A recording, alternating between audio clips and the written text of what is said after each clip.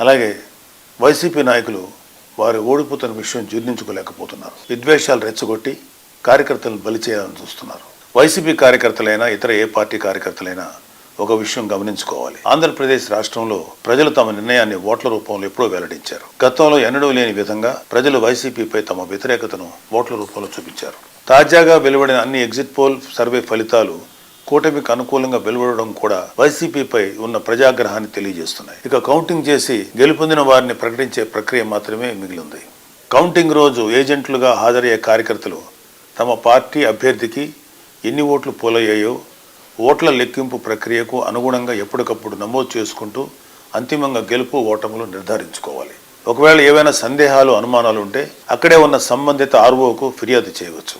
ఘర్షణలకు దిగడం వల్ల కార్యకర్తలు వారి కుటుంబాలు ఇబ్బందులు పడతాయి తప్ప మిమ్మల్ని రెచ్చగొట్టేవారెవరూ మీకోసం రారు అనే వాస్తవాన్ని గుర్తించాలి.